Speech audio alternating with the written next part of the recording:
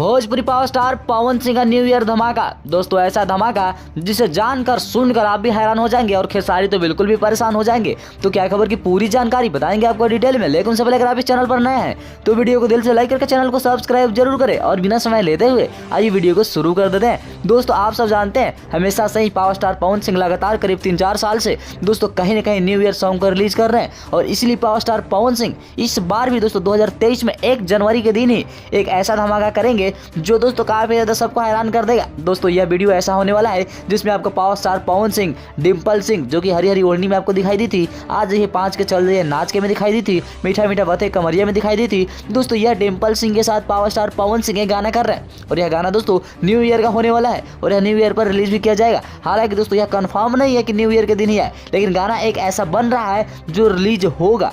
दोस्तों बताया यह भी जा रहा है कि दोस्तों यह गाना 5 जनवरी को पावर स्टार पवन सिंह के जन्मदिन के वक्त भी रिलीज किया जा सकता है और यह DRS से आएगा। लेकिन दोस्तों इतना भी कंफर्म नहीं है कि 5 जनवरी को ही आएगा।